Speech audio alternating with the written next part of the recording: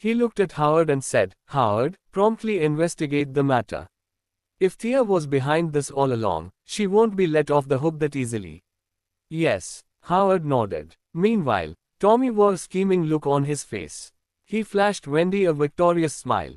Lex stood up and headed upstairs to rest. In the hallway on the first floor, Howard looked at Tommy. Did you have anything to do with this? Discomposed, he hurriedly explained, What are you talking about, father? How's that possible? Howard said coldly, This is no small matter. If anything happens, it'll bring about the destruction of the Callahans. Thea is no fool. She couldn't have done such a thing. Tommy indeed panicked when he saw the deceased's family making a commotion. That was because his plan should have been flawless. He only wanted to create trouble for Thea. Although something was wrong with the medicine, it was not supposed to be fatal. Father, Thea's bossing us around. If this continues, she'll be the master of the family. Tommy let the cat out of the bag. That's right. It was me. I bribed Yosef Zaborowski, who was in charge of handling the medicine, and ordered him to substitute them for substandard ones. I only wanted to show Thea who's boss.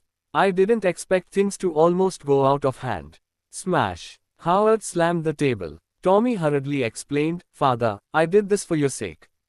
Although we now have 20% of the shares, Thea had used all the profits to expand the business. Since we didn't get anything out of it, why use is there for the 20% shares? Only by getting rid of her can we get more money and ensure the power of the family will be in our hands. Megan chimed in, Father, you are the eldest son of the Callahans. You should be the one calling the shots, not Thea. Look at what happened today. They paid the compensation without even asking for Grandpa's permission. Does she have Grandpa's and your interest in mind? Upon hearing this, Howard nodded. Since it has come to this, we can only shift the blame on her. I'll find Yosef and make the necessary arrangements. Howard swiftly stood up and headed to Eternality Group. A 60-year-old man entered the vice chairman's office in Eternality Group. Howard, I heard you were looking for me. Howard looked at the man before him and asked, Yosef, you've been working at Eternality for 20 years now, haven't you? Yosef nodded and sighed. Yes, 20 years have passed in the blink of an eye. I remember Eternality was still a tiny workshop when I first joined. Now, it's become a huge corporation. Howard put a card on the desk and pushed it toward Yosef. Howard, what's this? Howard said, Yosef, you are nearing retirement. There are $1 million on this card. It should be enough for you for the rest of your life. Tomorrow, I'd like you to accuse Thea as the mastermind behind the substandard medicine. 1. Yosef was at a loss. Relax. No one knows you conspired with Tommy. Besides, I won't be pursuing the $100,000 matter further. Once things are done, take the card and retire with dignity. Otherwise, you'll be exposed for conspiring with Tommy. You wouldn't want to enter a legal battle just before retirement, would you? Do as I say. Shift the blame onto Thea and insist she held you hostage by threatening to fire you if you speak up. Yosef looked at the card on the desk. Greed flashed across his face. He had devoted himself to Eternality for 20 years with a meager salary. It would not be bad to make a quick buck before he retired. I'm in. Good. Howard wore a satisfied expression. After making the arrangements, Howard returned to the Callahans' villa. Father, I've concluded the investigation. There's indeed substandard and fake medicine in Eternality Hospital. Thea was behind this all along. She held Yosef Zaborowski, the person in charge of handling the medicine, hostage and instructed him to substitute them for fake medicine. That way, she was able to pocket the profit for herself. Howard chose his words carefully as he faced Lex. He was reluctant to do this. However, he would never hand over the Callahans' businesses to Thea. His son, Tommy, only wanted to create trouble for Thea. He just went along with it. I've also discovered that the men making a commotion outside Eternality Hospital today were men from the Hills family. They've long conspired to embezzle as much of the company's funds as possible while they still hold the reins of power. Smash. Lex slammed the table. Howard's heart skipped a beat. If Lex found out they were the main culprits behind this, they would be in deep trouble. However, there was no going back now that it had come to this. Father, you can ask Yosef yourself at the company tomorrow. Ads by Pub Future. The next day, Thea arrived at the company early in the morning. James instructed her to investigate the matter of the fake medicine, and Joseph, the company veteran, was in charge of handling Eternality Hospital's medicine. She summoned Joseph to her office. Chairman, I heard you were looking for me. Joseph walked into the office and bowed humbly. Joseph, you are in charge of handling the medical supplies of Eternality Hospital. I want you to investigate if there are any substandard and unqualified medicine. Upon hearing this, Joseph scanned his surroundings. Then, he approached Thea and whispered in her ear, "What's going on, Ems?" "Thea, could it be that we've been exposed?" "Huh?" Thea frowned, "What do you mean?" Suddenly, Joseph knelt. "Ems, Thea, I'll be retiring in a year. I don't want to do this anymore. Please, let me retire in peace. Leave me alone." He cried his eyes out. What nonsense was he spouting? "Joseph, I want you to investigate if there are any fake medicine in Eternality Hospital.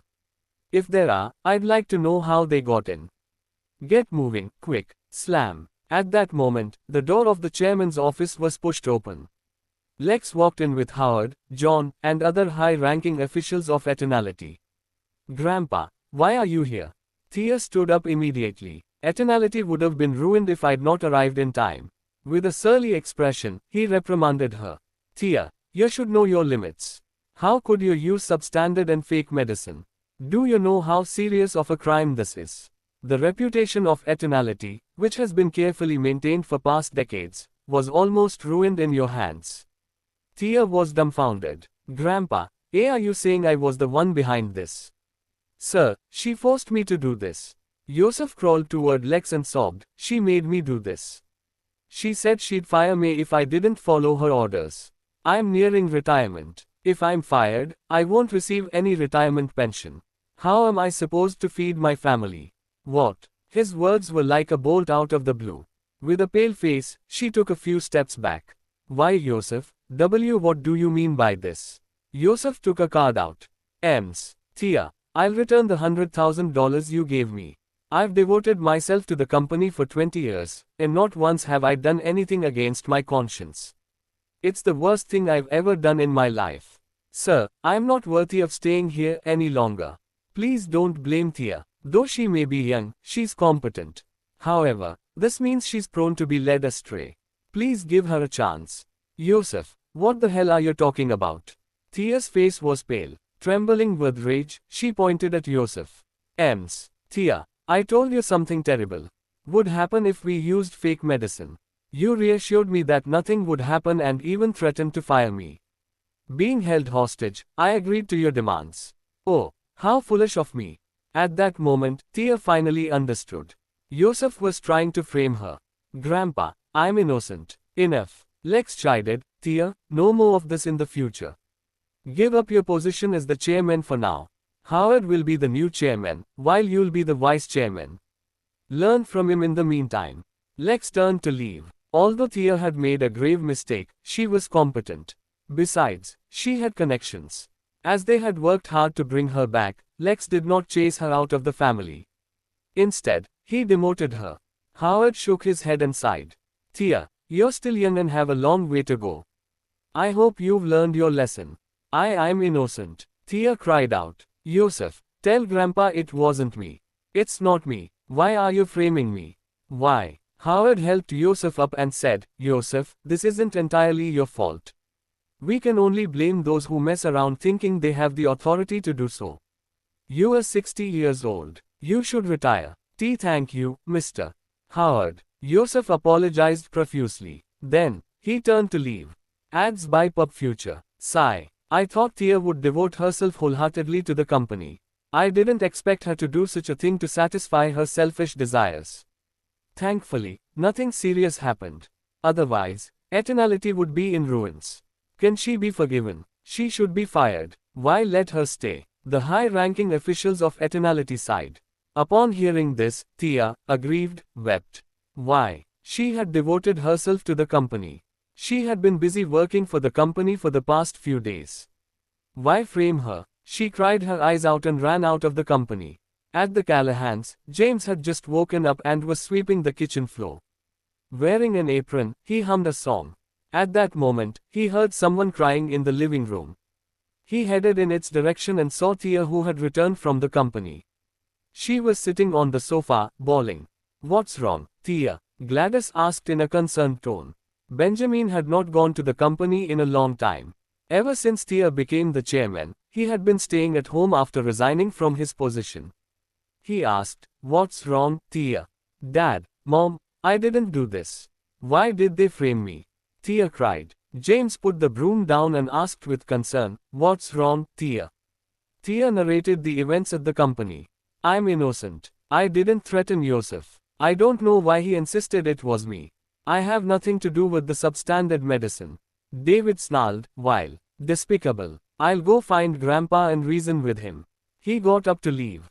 "What are you doing?" James rebuked him. "Can't you see the mess we're in now? Do you think he'll believe what you say?" "But, what should we do? Do we just sit back and watch Thea be wronged and blamed for this incident?"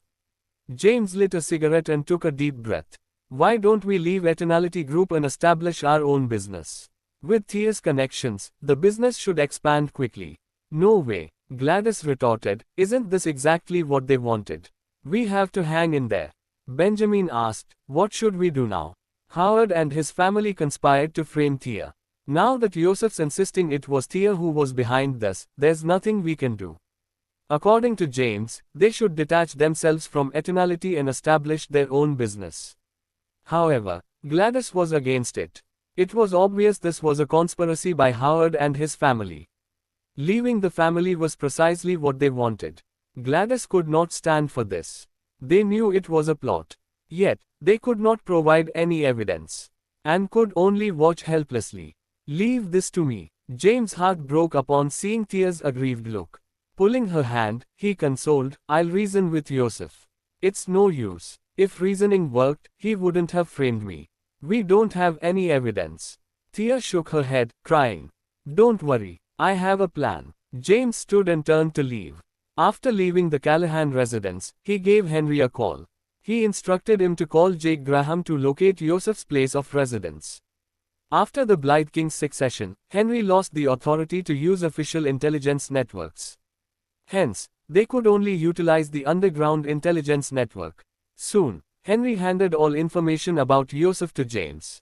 James was satisfied. Ads by PubFuture. As expected of Jake and his underground intelligence network, its speed and accuracy in getting their hands on information far exceeded that of official channels. In a neighborhood in Kensington, Yosef had just returned from the company. Before, he needed to work for another year to retire. Now, he was eligible for early retirement. In addition to the $1 million he had been rewarded, he would also receive retirement pensions every month. He went to the marketplace to buy chicken and fish to prepare a good lunch. Humming a song, he walked home. As he pulled out his key, he noticed a man standing by the door.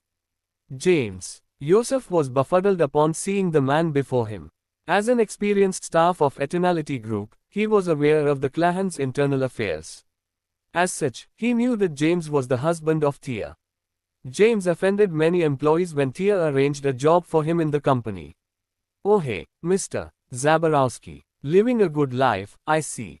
What's that you're holding? Chicken and fish, huh?" James had a playful smile on his face. Yosef knew immediately that he was here for Thea's business. However, James did not mention anything about it. Yosef said with a smile, "I'm old.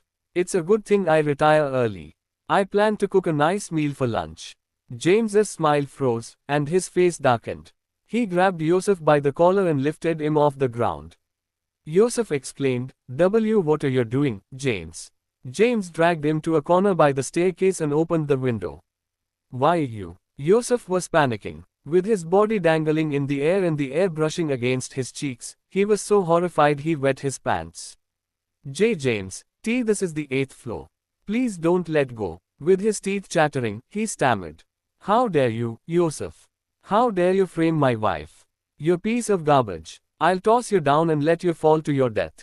James cursed. As he said that, he loosened his grip. His face pale, Yosef held James' arm firmly. It wasn't me. Tommy made me do this.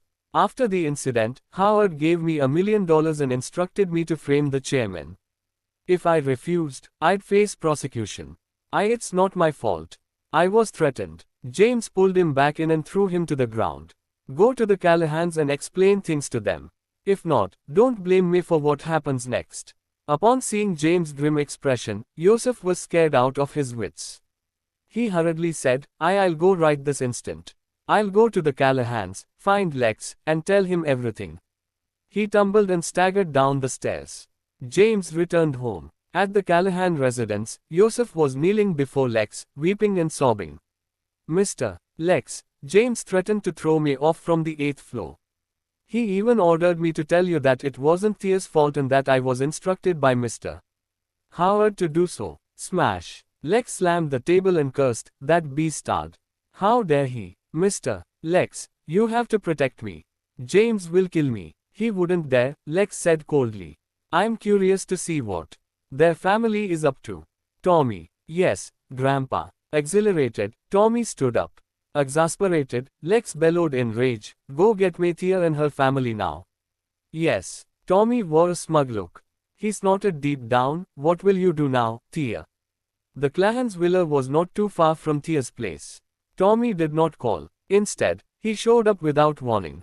James was already home. Upon seeing their dejected looks, he said with a smile, no worries. Yusuf has confessed to it. He's now on his way to the Clahans' villa to admit his mistake. Soon, Grandpa will be here. Upon hearing this, Thea glanced at James. What did you to him? James smiled, nothing much. I just gave him a scare. After threatening to throw him off the 8th floor, he spilled the beans. He even said he would go to the Clahans' villa and tell them the truth. Haha, nice one, James. I feel much better now. They really praised James. James, on the other hand, smiled faintly. Not long after, a knock came on the door. James said with a smile, it has to be the Callahans.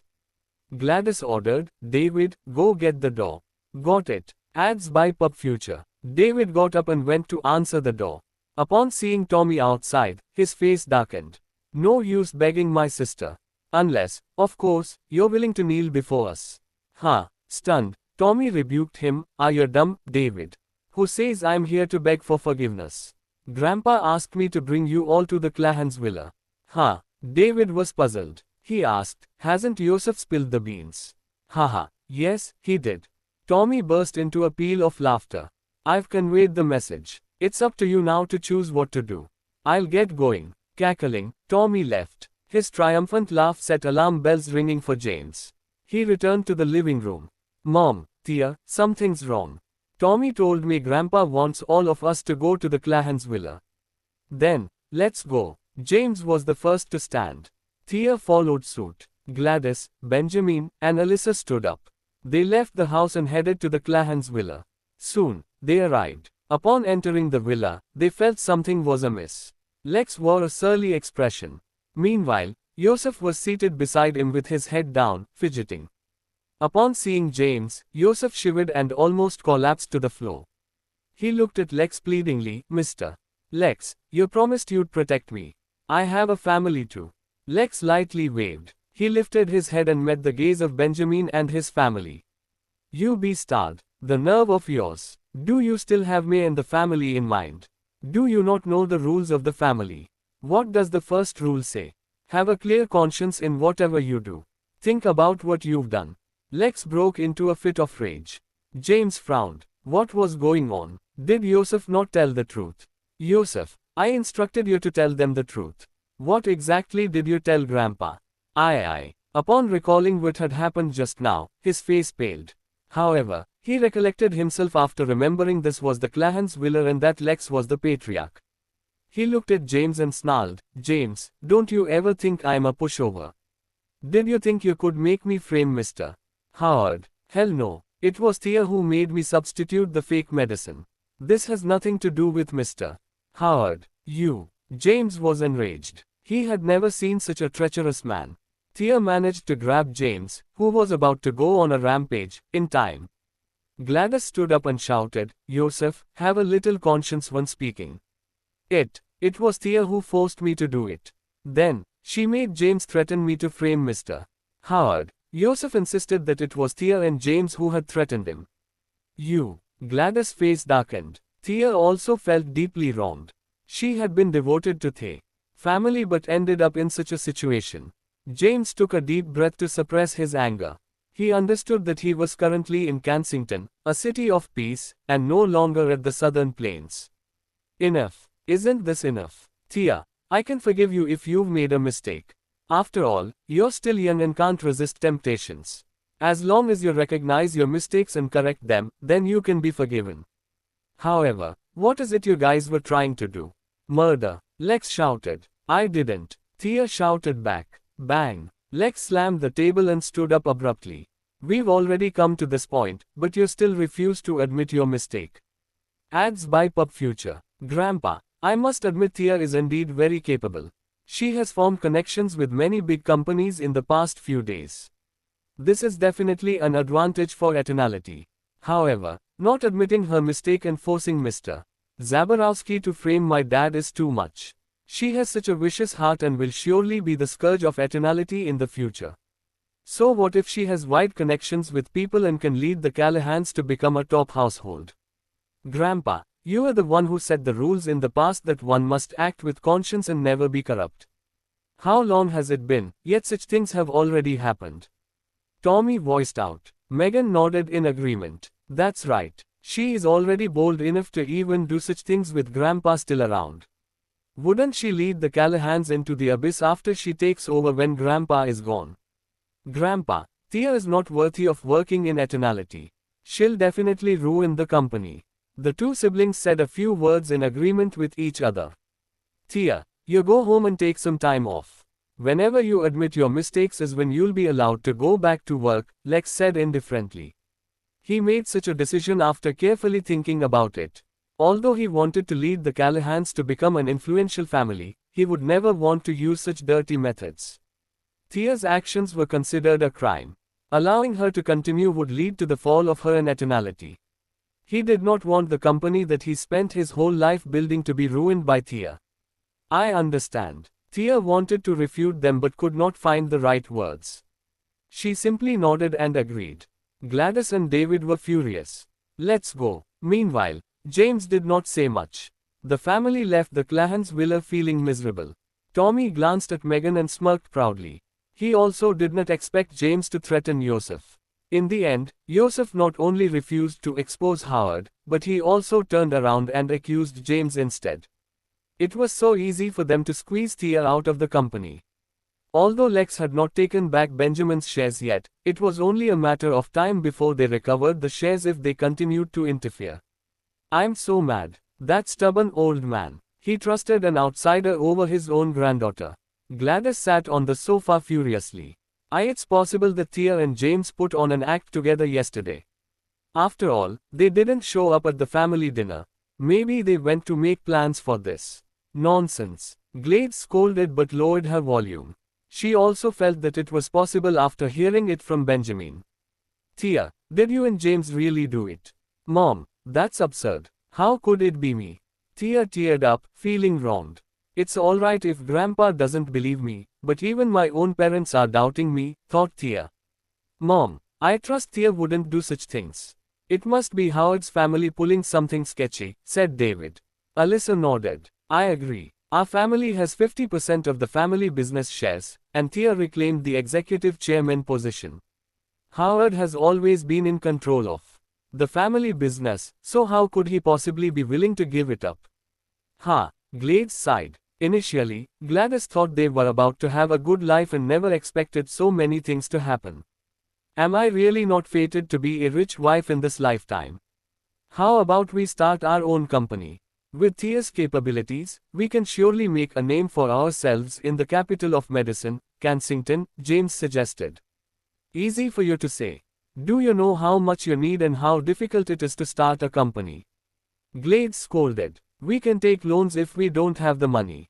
Let's start small. We won't have to worry about not having orders if we establish our own company since Thea has broad connections. Gradually, the company will grow, and we can start manufacturing our own medicines, said James. Ads by Pub Future. Forget it. It's too hard to start a company. Kensington is saturated with pharmaceutical companies. It will be too hard to establish and succeed with one now, said David. He's right. According to the latest statistics, more than 3,000 pharmaceutical companies were established this year, and more than 5,000 have gone bankrupt. Gladys also refuted him. James, don't spout out unrealistic ideas. Thea can go back working in eternality when the old man calms down. The whole family rejected the idea. They've no guts, thought James. James could not do anything else. The family was hopeless and could not be helped anymore.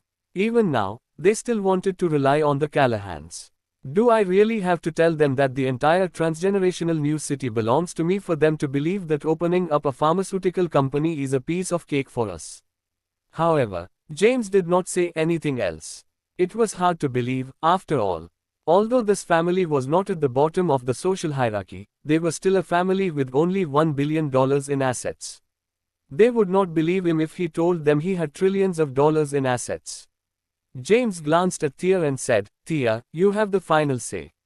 We'll start our own company if you're willing to do it. You have connections with so many influential people. With their help, we won't have to worry about orders. As long as we can get a loan, we'll be able to begin immediately. James wanted to say that he could take out several $100 million as startup capital, but Thea had reminded him before not to talk about money in front of her family. Thea was tempted with the idea. What James said made perfect sense. She had several contacts with Celestial Group's chairman, Alex, who had shown her a lot of respect. Additionally, she had become good friends with the owner of Longevity Pharmaceuticals. There would not be a shortage of orders if they set up a company. Do we really take a loan to open a company? Thea looked at James. James held her hands and said lovingly, I told you I'll always stay by your side. I'll support you in whatever you decide to do. It's just money. What's wrong with taking a loan? We can go to Celestial Group and Longevity Pharmaceuticals right now and sign a multi-billion-dollar order contract with them. The bank will surely approve our loan application if we bring them the contract documents. Forget it. Just rest for a bit. Your grandmother's birthday is in a few days. We'll go to your grandmother's house in North Kensington for vacation for a bit to shake off the worries for now, said Gladys. She was against James and Thea messing around. We will be in great debt if the company fails. Although we're broke now, at least we're not in debt. Yeah, wasn't there news about a company a few days ago? The company was just newly established but went bankrupt in 3 months. The boss was $300 million in debt and jumped off an 8th-floor building because he was overwhelmed by it. Benjamin nodded in agreement. Yeah, it's best we stay safe and don't take any risks. James, maybe we should forget about it. Thea glanced at James. James was speechless. He finally got Thea tempted by the idea, but she became timid again after her family kept shooting it down. Then, we'll take a break and think about it later. James stopped trying to persuade her. James was left with no choice. The family was unwilling to improve themselves and just wanted to sit back to enjoy success. Knock, knock, knock. David, go open the door, said Gladys. David was not in the mood, so he glanced at Alyssa beside him. Babe, you go get it. Alyssa was lazy to get up and glanced at James. You go, James. James was depressed about their behavior. The whole family was so lazy. However, he did not say anything and went to open the door. At the door stood an elderly man in his 70s or 80s. He dressed very simply and was carrying a few bottles of good wine. Who are you? James glanced at the man standing outside the door with curiosity on his face. Why, you must be James. I'm Thea's granduncle. Oh, come inside. James invited Trevor Callahan into the house. Ads by Pub Future. The whole family's faces darkened as soon as they saw Trevor entering the house. What are you doing here? Gladys asked coldly. Gladys. Trevor approached with the good wine bottles and placed them on the table. Take it away. We don't want it, Gladys said very agitatedly. James was confused when he noticed the whole family had bizarre expressions. When did Lex have a younger brother? How come I've never seen him before, even after being in the Callahans for so long? Thea. Trevor noticed Thea was also present and immediately looked at her with hope. Thea, I came because I've really no other choice. You are Internality's chairman right now and have the greatest authority. My manufacturing factory is about to go bankrupt, and I cannot take any new orders. I'm also in more than $10 million of debt to loans and owe millions in employee salaries. He knelt on the ground while speaking. I'm begging you, please, for the sake of a family member, please help Pacific Group. Thea stood up and supported Trevor, who was kneeling on the floor. Granduncle, what are you doing? Get up quickly. Thea, what are you doing? Have you forgotten what Grandpa said? He said to never speak to Trevor again. David stood up and scolded her. Quote. Thea looked helpless. She glanced at Trevor and said, Granduncle, I can't help you. Let's say that I'm no longer Eternality's chairman. Even if I were the chairman, I wouldn't have the courage to help you either. Trevor took a few steps backward after hearing this. He would never throw away his pride to beg Thea if not because of his desperate situation. He left with disappointment. Is that really your granduncle, Thea? Why haven't I seen him before? Asked James. He is indeed my granduncle. However, about 20 years ago, he clashed with my grandpa and left Eternality. Afterward, he established Pacific Manufacturing by himself. When they split up, my grandpa said he was breaking ties with my granduncle. After that, both families never communicated with each other for years. I see. James did not expect the Callahans had such a history. That's enough, Thea. Ignore him. The old man would be furious if he found out about this. You've no idea how fiercely those two old men fought back then, said Gladys. Thea, I think this is a great opportunity, James said with a smile after giving it a thought. Thea glanced at James. Although I don't know about your granduncle's company, the Pacific Group, it is probably a large manufacturer that has been established for decades. It has complete human resources and equipment. All we need to do is work on the capital and get some new orders to revitalize it. This would be much easier than starting from scratch. Why you mean? Thea suddenly understood. You mean I should get some money and take over granduncle's company? Nonsense. Our families have broken ties for life. Lex will take back our shares if he finds out about this, Thea. It's almost the end of the month, and our dividend will be distributed soon. Don't cause any trouble. James said, Mom, do you still want to depend on Lex? It's a matter of time before Howard's family does something to get back the shares. Listen to me on this one. I'll find a way to get the money. The Callahans don't treat Thea respectfully, so why don't we use our connections to do it ourselves instead? Gladys was also tempted by his words. David said, James, do you know how inferior Pacific is to Eternality? Even though it is a big manufacturing factory, Granduncle already said it was on the brink of shutting down. Not only can't he receive new orders, but the company is also in $10 million debt. It won't be that easy to take over, right? Plus, Pacific is Granduncle's lifetime work. He might not sell it even if you offered him a huge sum. Benjamin nodded. That's right. Besides, do you even have money? Money won't be a problem. I'll find a way to get it, James said plainly. Gladys was already tempted. They would definitely be able to earn money if they managed to raise enough funds to take over Pacific Group. It had complete human resources and equipment to continue running. On top of that, Thea had connections with Celestial Group and Longevity Pharmaceuticals. Thus, they would surely be able to receive orders. It was much better than enduring the Callahans' unfair treatment. Thea, I can only support you in spirit. I've had a grudge against that stubborn Lex for a long time. If you have the chance to stand on your own, then go for it. However, I can only be an emotional support to you since I really don't have any money to support you. What do you think, Dad? Thea looked at Benjamin. I agree with whatever your mum says. Benjamin glanced at Gladys and replied. The whole family discussed and agreed it was better to leave the Callahans and take a risk this time instead of enduring them. Thea was motivated after receiving the emotional support of her family.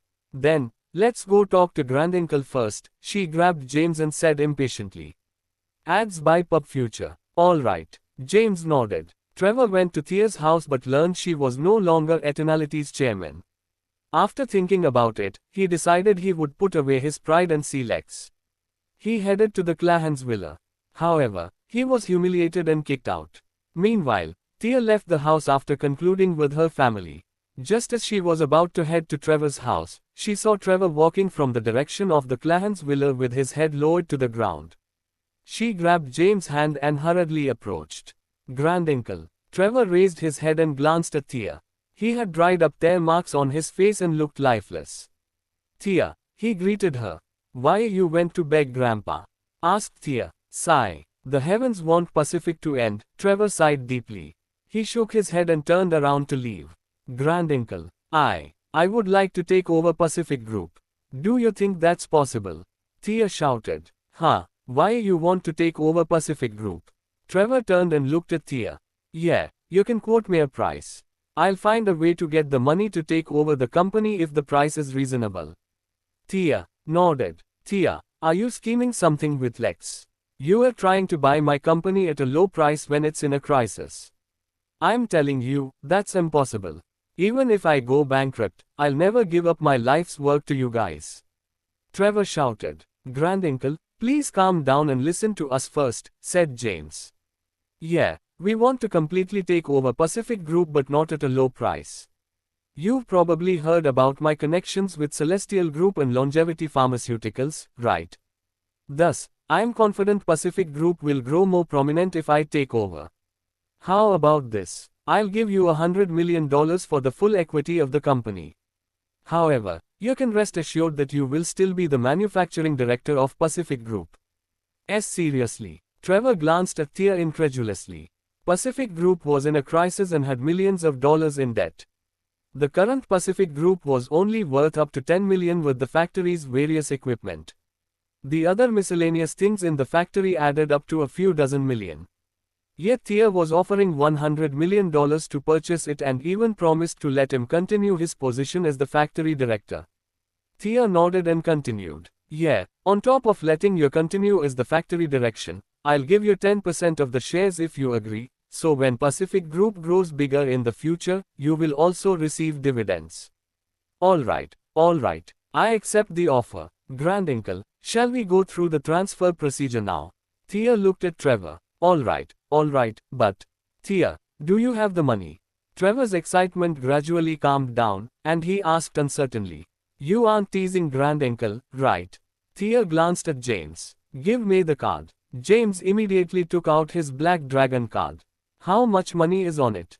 Asked Thea. She knew that James went to the military court and was expelled because he messed with some money. Thus, she had no idea how much money he had inside the card. It's not a lot. Probably about 200 million. James stated a very conservative figure. 200 million was just enough to solve Thea's current problems. 100 million is acquisition funds for the company and 100 million is capital. He did not want to scare Thea by saying a higher figure. By the way, the card doesn't even have a number, so how are you supposed to transfer the money? Thea glanced at the Black Dragon card doubtfully. Haha, it's bounded to my social security card. The card number is my social security number. James smiled. Ads by Pub Future. Trevor glanced at James suspiciously. He had heard rumors that James was a live-in son-in-law with no money or power. How was it possible for him to have 200 million on his card? However, it was none of his business. Thea, let's head to the company and sign an agreement. Pacific Group headquarters. Although Pacific Group was a small company, it still had an office building. Pacific Group, Executive Chairman's office room. A man in his 20s dressed in very expensive luxurious brands was sitting on the sofa with a woman in his arms. There was also another man in his 40s inside the office room. He was in a neat suit with a tie. He kept tugging on his tie as beads of sweat formed on his forehead. Mr. Oswald, we'll find a way to pay back the money as soon as possible. Could you please give us a few more days? The middle-aged man wiped the sweat on his forehead and respectfully said to the man on the sofa. The middle-aged man was Trevor's son, Larry Callahan. He was also one of the representatives of the Pacific Group. The man named Mr. Oswald glanced at Larry with a playful smile and said, "How are you going to borrow money with the current state of Pacific Group, Larry? Even if you manage to borrow the money, you're not going to be able to get any more orders. Am I not right? I'll keep my word if you sell Pacific Group to me right now, and I'll waive the $10 million. I'll even give you another $10 million. How about it? Absolutely not. We're never going to sell Pacific Group. Larry's attitude was firm. Pacific Group was their life's work for a few decades. They have been through many difficulties, so how could they sell it off now at a low price? Mr. Oswald's face darkened, and he took out a promissory note. This is the promissory note written by Trevor, which clearly states that he borrowed $10 million for a term of 3 months. The interest is $5 million, so that adds up to $15 million. It's clearly stated on the promissory note that the Pacific Group will be used as collateral. Are you still trying to break the agreement? Quote. Larry opened his mouth, but no words came out. He turned and looked at the door. His father had left to borrow some money. According to the time, he should be back by now. What else is there to say, Mr. Oswald? We'll just get a lawyer and sue the Pacific Group. We have a promissory note, so what are we afraid of? The girl in Mr. Oswald's arms said angrily. Suddenly, a woman rushed into the room in a panic and said, Mr. Larry, we have a problem in the factory. Dozens of trucks came in there saying that they'll take the equipment in the factory to sell if their salary isn't paid today. Larry immediately lost all his strength and fell to the ground instantly after hearing this. It's over. This is the end for Pacific Group. At this moment, Trevor led Thea and James into the office. Dad, how did it go? Did you manage to borrow the money? Larry stood up and asked frantically. Why, you're Thea, the chairman of Eternality. It's really you. Great. Pacific Group was saved. Larry was happy to see Thea following behind Trevor. Mr. Oswald, who was sitting on the sofa, looked at the people who entered the room. He was from the Oswalds and had a very awkward position in Kensington. His family was inferior to the wealthiest families but was definitely better than a second-class family like the Callahans. They had billions of dollars in assets and belonged to an average position where they were neither the best nor the worst. Calvin Oswald was a Kensington local and was naturally aware of Thea from Eternality. Hasn't Lex broken ties with Trevor already? So why is Thea here? Calvin wondered in his heart. He had gone to great lengths to acquire the Pacific Group. He agreed to lend the money after checking Pacific Group's background. Pacific Group was almost his, but Thea suddenly showed up now. Why, you must be Thea from Eternality. Hello, Ms. Callahan. I'm Calvin from the Oswalds. Calvin stood up and stretched his hand to greet Thea with a smile. Thea glanced at him, and her beautiful face was full of indifference. Calvin pulled back his hand in embarrassment and said with an awkward smile, Ms. Callahan, you're not here to lend money to Pacific Group, right? What do you mean, lend money? We're here to purchase and take over the Pacific Group, said James. What? Larry's expression changed when he heard this, and he shouted, Dad, are you really selling Pacific Group? I'm left with no choice. Thea is offering $100 million to acquire 100% of Pacific Group's shares. She also guaranteed that we will keep our current positions and she'll give us 10% of the company shares, Trevor explained. Larry sighed in relief. $100 million would be acceptable. The current state of Pacific Group would only be worth $20 million if everything was sold as a package. Calvin's expression darkened. He had done a lot to acquire the Pacific Group, yet Thea suddenly appeared just as he was about to achieve his goals. However, he did not dare to challenge Thea. She was a person who had a relatively good relationship with the Celestial Group and the Longevity Group. On top of that, the sight of dozens of influential figures kneeling in front of her was still fresh in his mind. The Oswalds would be doomed if he angered Thea, and she had Alex stand up for her. A strong family like the Xaviers could not survive Alex's wrath, let alone a family like the Oswalds who were inferior to them. It would be good enough to get back the money that he lent. His face softened after thinking about it, and he said with a smile, I see. Ms. Callahan will be taking care of the Pacific Group. I'm here to ask about a debt. The Pacific Group owes me $10 million with an interest of $5 million. This is the promissory note that we've signed. Thea took the promissory note and saw the $10 million principal, a term of 3 months, and the interest of $5 million. Her face immediately darkened. $5 million interest for 3 months. Your terms are worse than usury. This is an illegal loan. Pacific Group refuses to acknowledge this debt. Go through formal procedures if you want to get back the money from us. James looked at her in admiration. Thea was indeed still capable. This, Calvin had a helpless expression. It really was an illegal loan and was not recognized by the law. I'll just collect the principal. Will that do? He compromised with Thea. What do you mean, Mr. Oswald? That's $5 million. How can you just say you don't want it? The woman on the sofa was anxious. Calvin had promised to reward her with $1 million after he acquired the Pacific Group. Now, he was neither going to acquire the Pacific Group nor get back the interest. She stood up, pointed at Thea's nose, and scolded her. Who do you think you are? Why are you here? Get lost. Slap. Calvin swung his hand at the woman and slapped her in the face. He used full force, and the woman fell onto the sofa with blood spilling from the corner of her lips. Callahan. She's just a prostitute and has never been in important situations like this.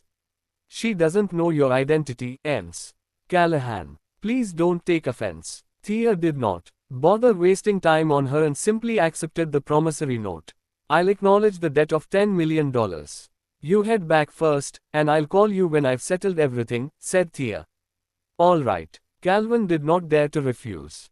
He dragged the shocked woman out of the room and left. James gave Thea a thumbs up and said, "You are amazing, darling. Even a cynical spoiled rich boy is respectful toward you."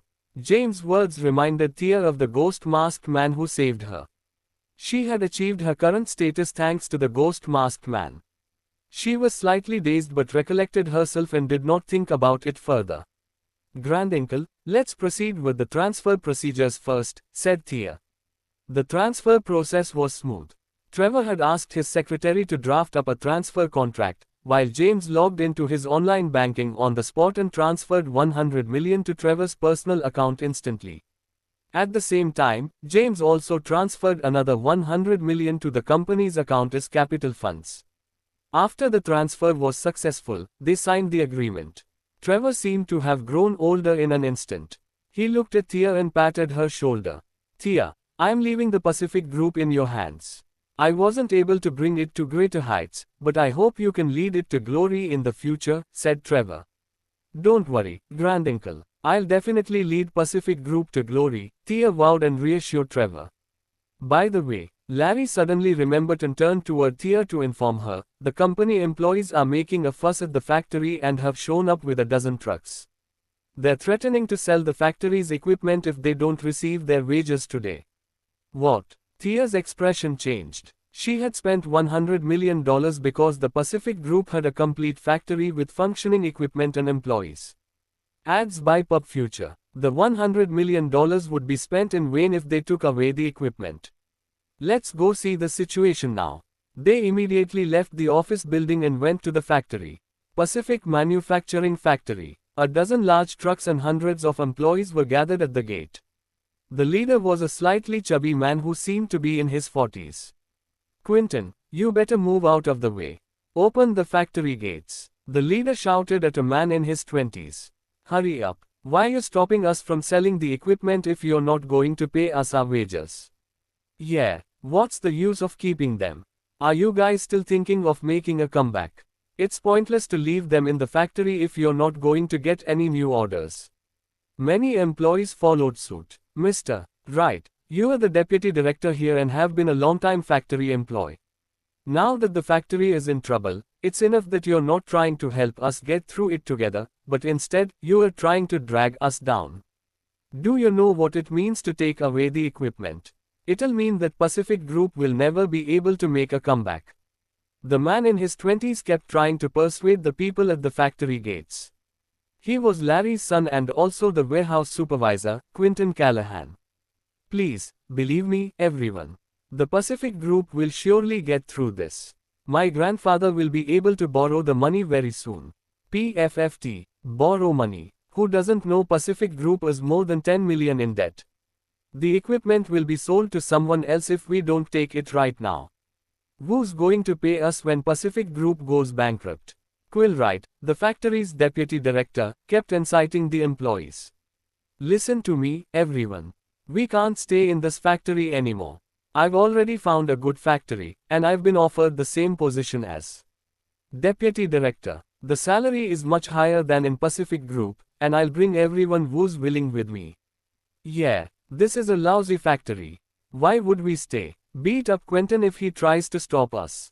The crowd charged forward, grabbed Quentin's key, and forcibly opened the factory gates. Suddenly, a few people approached from a distance. It was Trevor, Tia, and James. Trevor saw the commotion caused by the employees and immediately rushed over as he scolded them. Are there no rules in this place? The rioting employees calmed down after Trevor's arrival. You can't blame us for this. We're also left with no other choice. We haven't been paid for a few months now and we still need to support our families. Quill came over and said with a gloomy voice. That's right. There's not a penny left in the company's account, and the company is in $10 million debt. We can't wait until the equipment is sold to others. Who will pay us if we don't take it now? My wife is about to give birth, Director. I really don't have any choice right now. Director, I've worked in Pacific Group for 5 years. My mother is seriously ill, and the factory has not paid me wages for 3 months. Many employees began to voice out their problems. Trevor sighed. Trevor understood the factory employees' difficulties. He pointed to Tia beside him and announced, Everybody, this is the company's new chairman, Tia. She will be in charge of the Pacific Group from today onward. Rest assured, everyone, the Pacific Group has the money now and will immediately issue everyone's wages.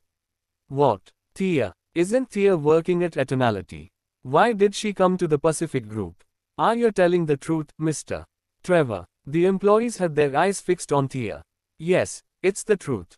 Everyone will be issued their 3 months' wages that were delayed previously.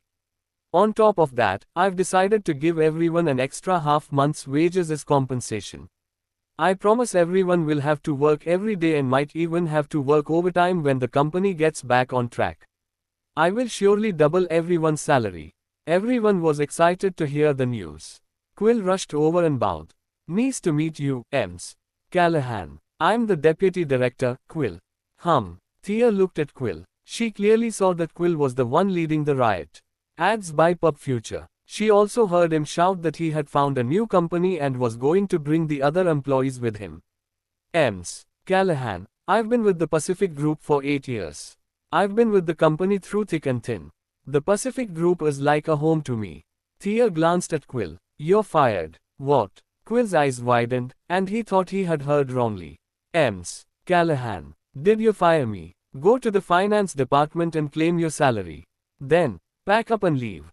Tia had previously been in charge of Eternality and could handle such things well. This person took the lead in rioting while the company was in a crisis.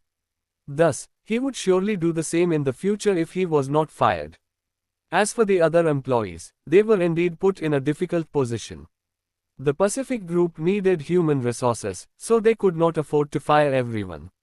However, they had to show their stand and the consequences of the employees' actions. Suddenly, Quill stood forward and shouted, I've worked diligently in the Pacific Group for 8 years.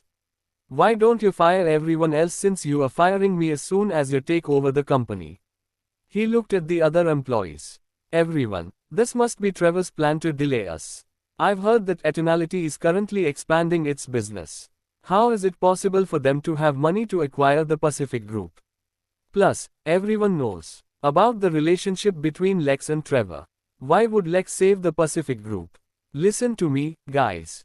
We should leave together. I've already found a new company and will take you all with me. Many people were tempted because they knew that Quill was simply stating the truth. I'm coming with you, Mr. Right. I'll go too. After one person spoke up, everyone also expressed their decision. Quill wore a proud expression. He was the factory's deputy director. These people were all his subordinates and would surely listen to him. Ems. Callahan. I've worked in this company for 8 years and am currently the deputy director here. Firing me would mean letting go of most of the factory's employees. Quill glanced at Tia proudly. Tia was not frightened by Quill and simply replied indifferently, leave if you want to leave. I'm not going to force anyone to stay. You can go and receive your wages in the finance department now. Quill laughed and said, receive our wages. Is there any money left in Pacific Group's account? Don't make me laugh, Ems. Callahan. You better promise to double my salary right now, then I won't leave today. Everyone won't leave. Just go if you want to leave. Thea pointed outside. Quill was shocked. His threats did not scare Thea. Let's go and settle our wages, everyone. I want to see if Pacific Group can come up with the money today. He shouted. Quill had a look as if he had the upper hand over Thea. Fire me. The Pacific Group's factory won't function if I leave. There were more than 100 people at the factory gate, and more than half of them followed Quill. Only about 20 people stayed back and watched them leave. Thea looked at the rest and said, "Great. From now on, everyone here will have their wages increased by 20%. Thank you, Ms. Callahan." Those who remained were delighted. The employees' riot did not affect Thea's mood. From her perspective, a company did not need such people. She would never plead for them to stay if they wanted to leave. For those who chose to stay, she would give them the best wages possible to them. Ms. Callahan, I'll show you around the factory. Trevor made a gesture to invite her into the factory. Dad, Grandpa. Quinton finally had the opportunity to approach them. He looked at Thea with confusion. Grandpa, what's going on? How did the company Chariman become Thea from Eternality? The Pacific Group is my life's effort, and I could not bear to have it fall into an outsider's hands. Thea isn't an outsider. The company will surely flourish in Thea's hands, Trevor explained. I'll make sure to live up to your expectations, granduncle. The group entered the factory. Ms. Callahan, the factory's equipment had just been replaced not too long ago. We've invested more than $50 million in replacing the equipment, which is still 80% new. After entering the factory, Trevor showed Thea around the workshop and introduced the place to her. Thea nodded. Okay. She was very satisfied. The factory building was great, and the equipment was fully functional. They also had technicians. Despite some of them leaving, it did not really affect the overall situation. Now, they only needed to focus on getting some orders to revitalize the Pacific Group. Ads by Pub Future. It would be hard for other people to get orders from large enterprises. However, it was a piece of cake for Thea to get orders from them. Are you really acquainted with the Celestial Group's Alex, Longevity Pharmaceuticals Una, and some other big shots? Can you really get orders from them? Quinton asked. He also heard about Eternality recently. However, he had only heard rumors and was not aware of the real situation. I should be able to get some orders. I'll go to Longevity Pharmaceuticals in the afternoon to meet Una and get some orders first to get the Pacific Group going. We can gradually improve on the follow-up problems slowly, Thea said with a smile. That's great, Quinton exclaimed. The industry has not been the best this year. Many new factories that were established had connections with major corporations so they could easily get orders. This significantly impacted the older factories that did not have strong relations with major corporations. Thus, many old manufacturing factories had gone bankrupt and closed down one after another. The factory employees would finally get work if Pacific Group could get new orders. In the future, our employees will have so much work that everyone will have to stay back and work overtime. Thea swore and assured them. These employees' income mainly came from overtime. Their average salary was around $2,000. Without working overtime, they could only earn about $2,000 per month. Working overtime would allow them to earn $5,000 to $6,000 and sometimes even reach $7,000 to $8,000 per month. Although it was exhausting, many people were willing and looking to work overtime in factories. Granduncle, you're familiar with all the matters in the factory. Thus, you should continue working as factory director for now. I'll swap you out when there is a suitable candidate in the future. You can notify all the factory employees to claim their wages from the finance department first. Everyone is also entitled to an extra half-month of salary. Alright. Trevor did not dare to complain about Thea's plan. Thea was now the executive chairman, and if she wanted to fire him, he would not have a say in the decision. Immediately afterward, Thea glanced at Larry and said, "Uncle, there will definitely be some changes in the company's staff. I don't allow any slackers or freeloaders in the company. You can be the vice president for now. I'll make detailed plans about staff changes after completely taking over the company and studying the company's internal affairs." All right. Larry nodded. Also, I must inform you guys that the Pacific Group's name will be changed and it'll have a completely new face. After the company starts operating normally, we will enter transgenerational new city when they open to foreign investments. What? The people present gasped at Thea's announcement. They were not dissatisfied with the name change but were shocked that she wanted to enter transgenerational new city. They were people from Kensington, and it was impossible for them not to know about transgenerational new city.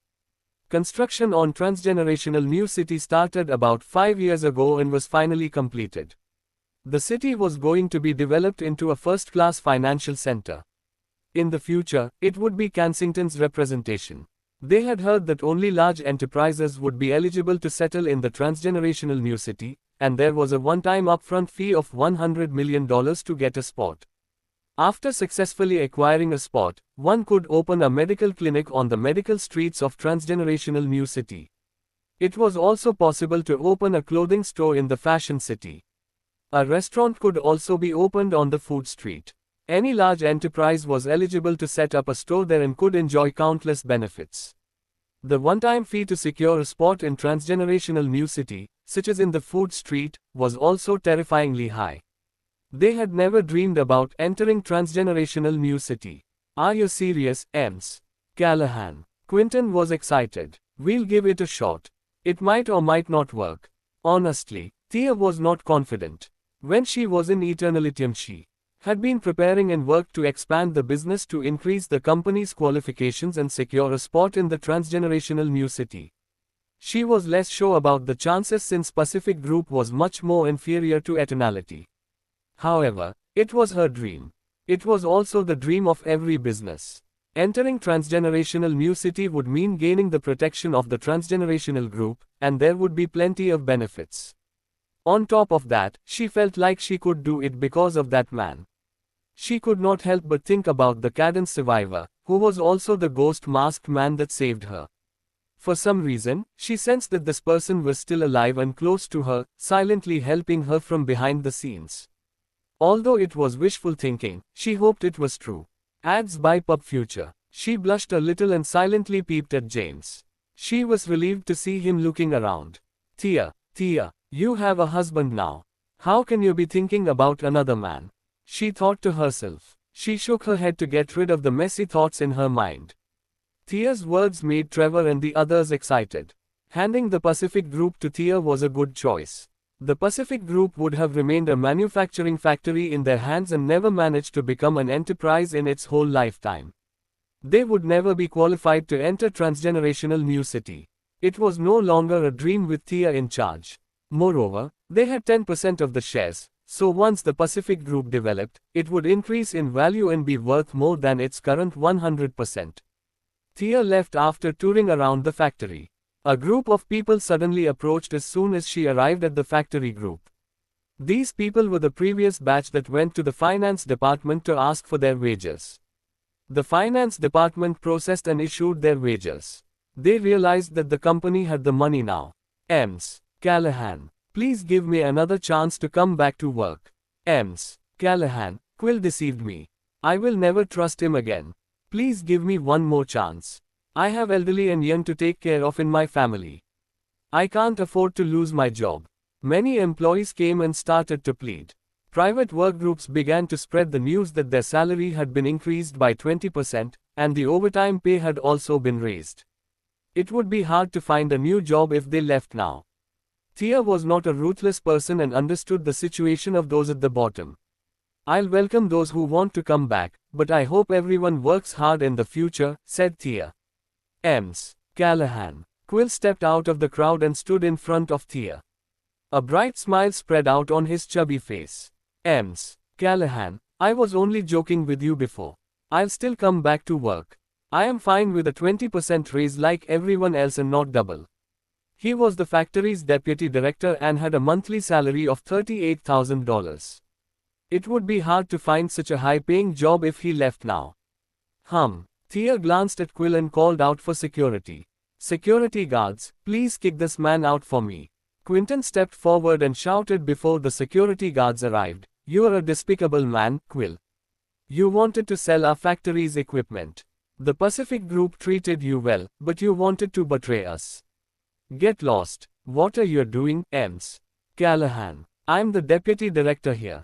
You are chasing away someone who's worked hard for you. The security guards approached and rebuked him. Mister, right, do you want to leave on your own? I didn't like him for a very long time. He always abused his authority as the deputy director. Get lost. The security guards were not polite to him at all. They beat and kicked Quill as they chased him out. It was already noon when Thea completed the transfer process and toured the Pacific's factory. James and Thea left together. He rode his electric motorcycle with Thea. Honey, let's not go home for lunch today. We should eat out to celebrate. Thea wrapped her arms around James as she sat behind him. The relatively strong wind ruffled her sleek black hair. She buried her head into James' shoulder to shield herself from the wind. Sure, James was more than willing. He had not eaten alone with Thea for a very long time. Should we go to the Gaumont? Thea shook her head and said, no. Every time I go to the Gaumont, Brian will always come to greet me in person as if I was some prominent figure.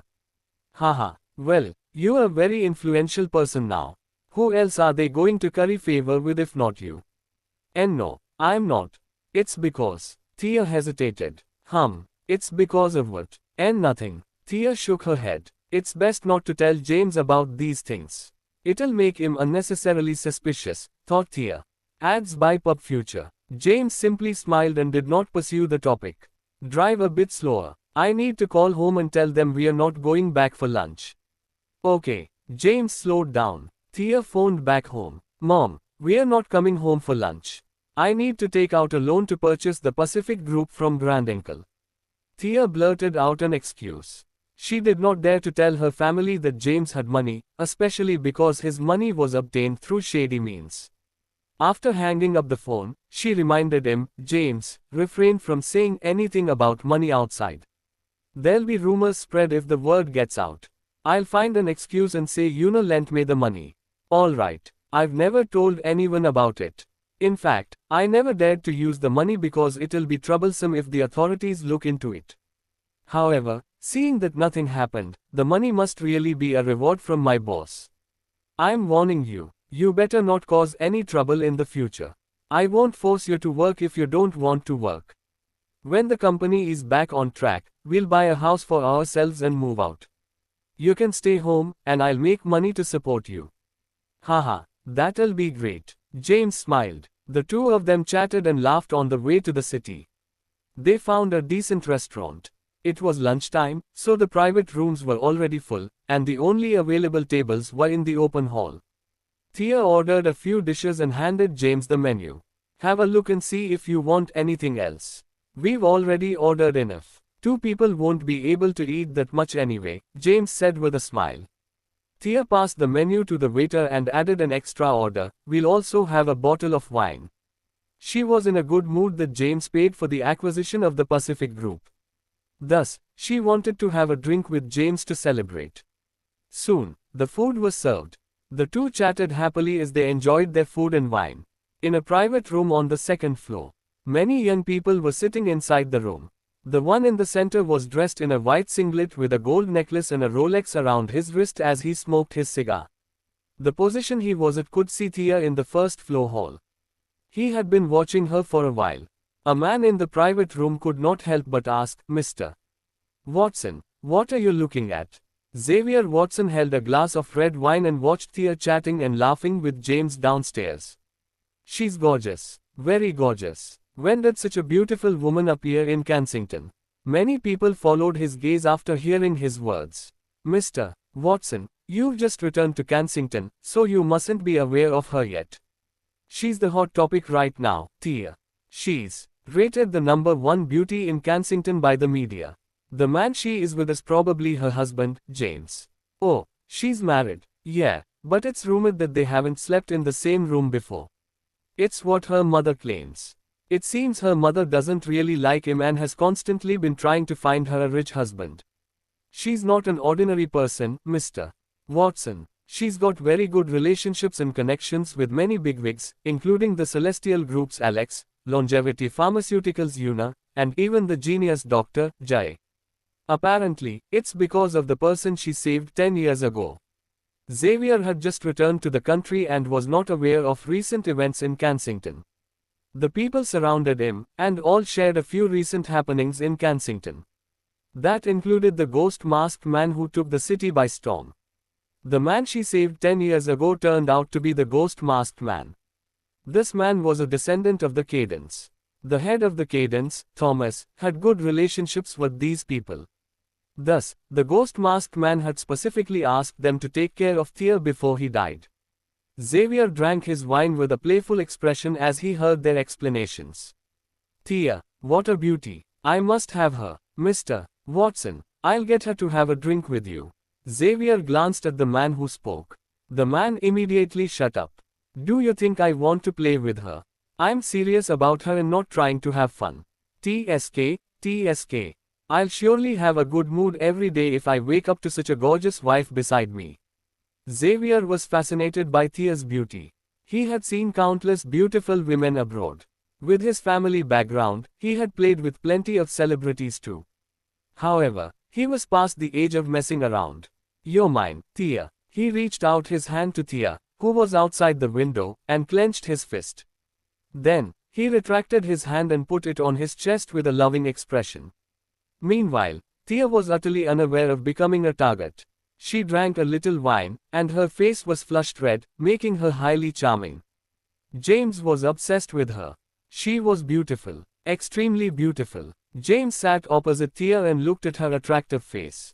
She held a wine glass and radiated a mesmerizing aura. James was obsessed just by looking at her. What are you looking at? You see me every day. Haven't you had enough? Thea made an eye-gouging gesture and scolded him. I'll never have enough in my lifetime, James said with a smile.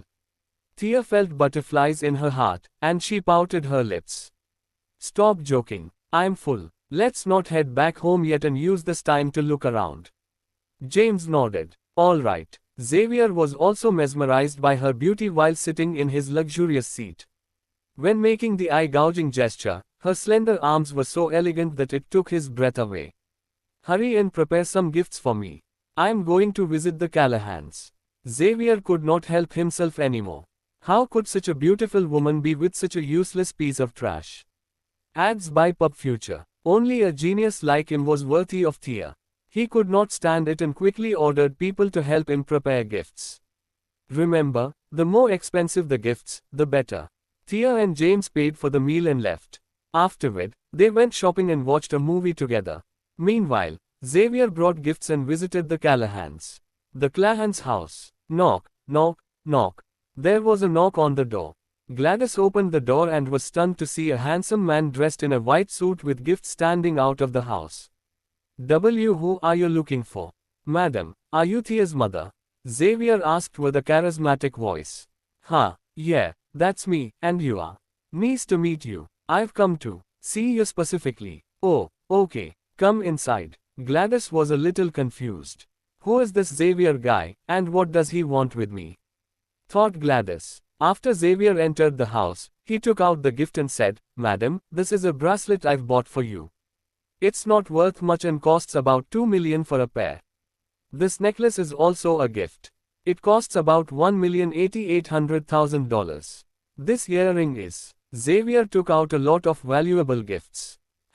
Gladys was dumbfounded when she heard the price of these gifts. David, Megan, and Benjamin were also taken aback by it. I can't accept this. Gladys hurriedly refused. Madam, please accept it. Actually, I'm here because of Thea. I was mesmerized by Thea the moment I laid eyes on her. By the way, I haven't introduced myself. I'm from the Watsons, and my father is Gavin Watson. He is the representative for Kensington in the Five Provinces Business Alliance. We're the only family in Kensington accepted into the alliance. Our family assets are about $100 billion. However, my family is relatively low profile and might not be as famous as the Celestial Group and Longevity Pharmaceuticals.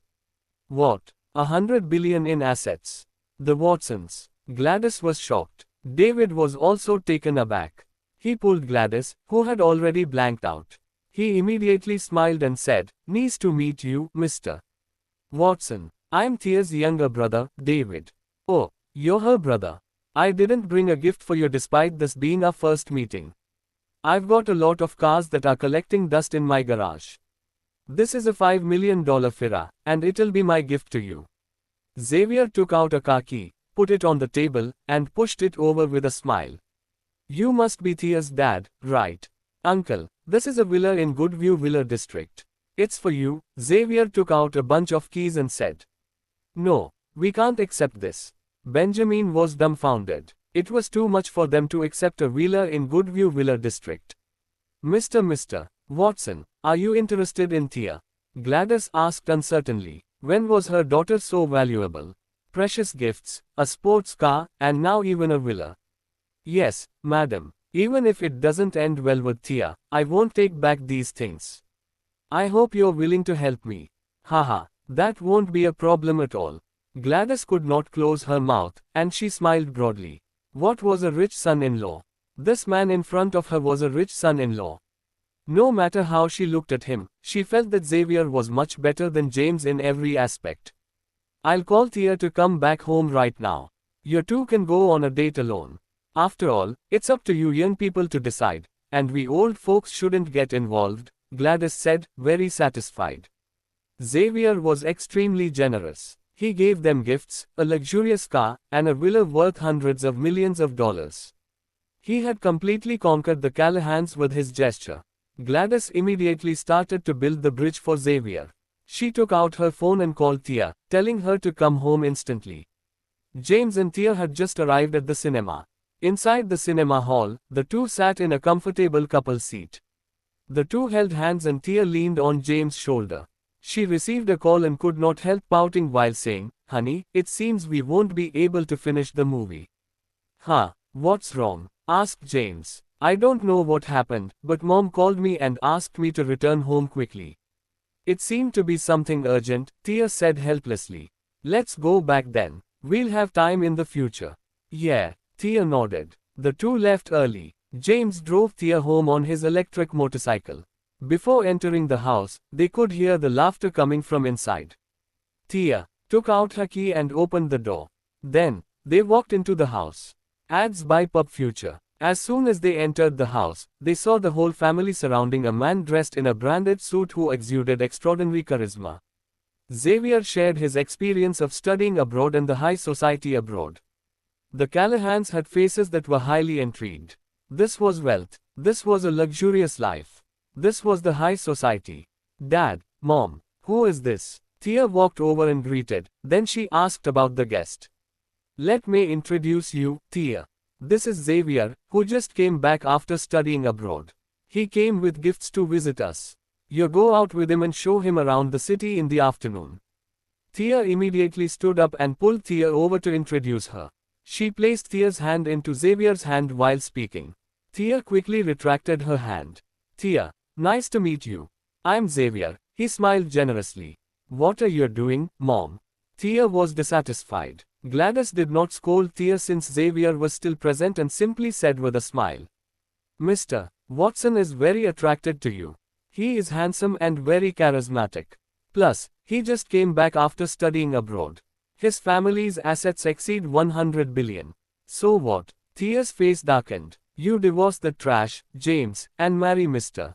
Watson. He already came with gifts to ask for your hand. He gave us $1 million gifts, a luxurious car, and a villa in Goodview Villa District. What has James bought for you or us after getting married? Gladys glared at James. Although James was good in every other aspect and had some medical skills, he was a world apart from Xavier. Xavier said with a smile, Madam, you are exaggerating. These aren't gifts to ask for her hand in marriage. These are just gifts for our first meeting. How can the Watsons be so shabby? According to our family custom, our gifts to ask for a hand in marriage have to be very luxurious and more than $1 billion. Haha, that's good. Gladys smiled broadly. However, Thea simply glanced at Xavier and pointed to the door. Mr. Watson, right. I'm already married to a husband. I'm not going to be getting a divorce. You can leave now. What nonsense is that? You two have only signed a marriage certificate. Do you think I'm unaware that you haven't slept together? Gladys scolded. We'll do it now. Thea grabbed James and furiously headed to their bedroom. Bang! The door slammed shut after they entered the room. You brat, You rebellious. Gladys chased after her angrily and kept knocking on the door. Thea, you better open the door. Xavier frowned and said, forget it, madam. We've already met, and there will be a lot of opportunities in the future. I believe I'll surely impress Thea. Mr. Watson is very understanding, Gladys turned around and said with a smile. She knocked on the door again after praising Xavier. James, you piece of trash. Open the door. Don't drag Thea's life down with you if you are a man. What are you capable of giving Thea? Thea was furious inside the room. She glanced at James apologetically. Honey, don't take her words to heart. My mother is like that. James smiled. He did not take anything to heart. However, what Gladys said was also the truth. He had never bought any gifts for the family or given them anything for Thea's hand in marriage.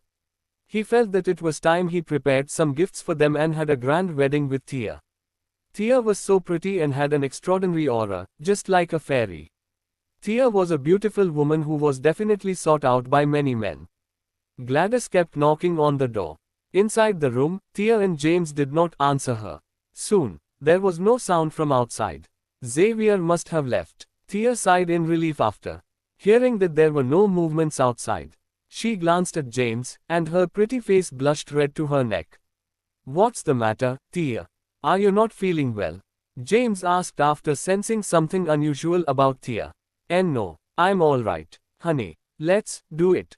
I'll give myself to you. Thea lowered her head, mustered up the courage, and muttered. Although it was her husband, she still felt embarrassed saying such things. Inside her heart, she could not help but feel shy. James' body trembled after hearing her words. This day had finally come. James had never forced it on Thea, even after so long. He and Thea had only held hands before. They had not even kissed. Were they going to take such a big step now? James glanced at Thea's blushing face and her seductive body curves, and could not help but swallow his saliva. Darling, it's the middle of the day, and so many people are outside. James felt a little embarrassed. Ads by Pub Future. In the face of such a beautiful woman, it was the first time he had felt such shyness. Thea rolled her eyes. However, James was also correct. Then, we'll do it tonight. She mustered the courage. All right. James agreed immediately. He looked forward to it. He could not wait for the evening to arrive. Neither of them spoke again inside the room, and the atmosphere changed suddenly. After a long time, Thea interrupted the silence and said, Darling, do you want to know why those bigwigs have so much respect for me? James glanced at her. It's because I saved a man 10 years ago. Thea confessed. I have never betrayed you though, darling. I don't know who he is and I've never seen his face before. PFFT. James burst out laughing. No wonder Thea looked preoccupied with thoughts. It was because of this. It was not a big deal even if she liked the ghost masked man since he was the man himself. What are you laughing about, darling? No wonder those bigwigs respected you so much. There's such a person who existed. He still has so much influence despite being dead. This person must be very extraordinary. That's right. You don't know who I rescued 10 years ago. He was from the Cadens. 10 years ago, the Cadens were one of the greatest families. Thomas had wide connections with everyone around the globe. I saved one of them, and it was only natural that he took care of me. Thea glanced at James while speaking. She was relieved to see that James was calm and not angry. After telling him about it, Thea felt relieved all over. She smiled playfully. I'll go outside and see if that Xavier is gone. I also want to stop by the supermarket to buy some things to use tonight. I don't want to have a kid so soon. She got up and left after speaking. Meanwhile, James was looking forward to the evening's arrival. However, since they were going to take this step, it was only natural he had to prepare betrothal gifts for Thea's family. He took out his phone and called Scarlett. Scarlett, help me prepare some gifts and have them sent to Thea's house. I will choose a date to hold a wedding ceremony with Thea. James, what should I prepare? James fell deep into thought. It could not be something too extravagant. Otherwise, it would scare the Callahans. However, it could not be too shabby, either. $88,800,000 in cash, a limited edition Ferrari, a villa in Goodview Villa District, some gold jewelry and clothes. You can pick out whatever is suitable. Just make sure it's not too overwhelming but not too shabby. Understood. Scarlett nodded and hung up the phone. Then, she went to pick out the gifts personally. Thea walked out of the room and was relieved that Xavier was gone. You brat, Gladys immediately scolded as soon as Thea walked out of the room. What's so good about James? Xavier is from a wealthy family with assets of over 100 billion. He's Gavin's only son and will inherit the family business sooner or later. Mom, I've got something to do. I'll head out first. Thea hurriedly ran out the door. After she left, she phoned James and said, Darling, I'll pay a visit to Longevity Pharmaceuticals to ask Una for some orders so the Pacific Group can resume production. James nodded. All right. James walked out of the room since Thea was busy. As soon as he walked out of the room, Gladys, who was in the living room, immediately stopped him. Stop right there. Mom. James walked over awkwardly. Gladys took out a card and slid it on the table. Then she said indifferently, there is 500,000 in this card. It's some of my savings. Take it and divorce Thea immediately. You're not worthy of Thea, so stop wasting her time. Mom, you have savings. Didn't you say you had nothing left when we wanted to buy the car insurance? David's eyes widened. Why can't I have some of my own savings? What will our family eat if I don't have anything saved? Gladys said with a furious expression. Ads by Pub Future. David immediately shut up. He continued to play with the Firas keys in his hand and glanced at James. James, I admit that you have been doing great with the housework, but you get the drill. You're not worthy of my sister. Are you capable of buying me $1 million sports car? You obviously can't, but Xavier can. James did not know how to react. He felt that he needed to reveal his identity. Otherwise, he would have no status at all in this family. Mom, I have money. The House of Royals also belongs to me, James said helplessly. Ha, you are a really big liar. Why don't you say the transgenerational new city is also yours? David teased. James nodded. You are actually right. It is mine. DMN, you are a really big liar that doesn't know your limits.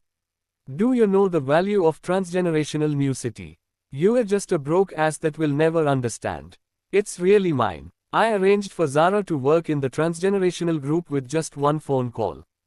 Gladys looked at James in disgust. This James was good in everything except for being poor and loving to brag about things he did not have. She already knew that Zara got her job because she met the transgenerational group's chairman while applying for jobs and was selected. James, you have to leave Thea. She won't be happy with you. Gladys scolded him. He told the truth, but no one believed him. James was speechless. Well, I don't mind. I'll divorce if Thea wants to do it, James stood up and said. It was boring for him to stay home when Thea was not around. Plus, he had already instructed Scarlett to prepare the gifts, and they would be delivered soon. The Callahans would surely believe his identity after receiving the gifts. Mom, look at him. He is getting more and more rebellious. I can't believe Thea. Didn't he only heal her scars? Is it necessary for her to be so fond of him? She can just give him some money to thank him, David cursed furiously. The Watsons were a very low-profile family but famous for their influence. They simply gave out million-dollar gifts, a luxurious car, and a villa worth hundreds of millions so easily. He could easily walk outside with his head up high with such an influential brother-in-law. He might also get a villa if Thea and Xavier married. The more he thought about it, the more excited he became. Mom, we must make James and Thea get a divorce. Of course, they must divorce. Gladys nodded and agreed. The whole family began to discuss how to get the two to divorce. Meanwhile, James went to Common Clinic to chat with Henry. He did not know many people in Kensington. Henry and Thea were the only people he was close with. The only one he could open up to was Henry. Henry had opened the clinic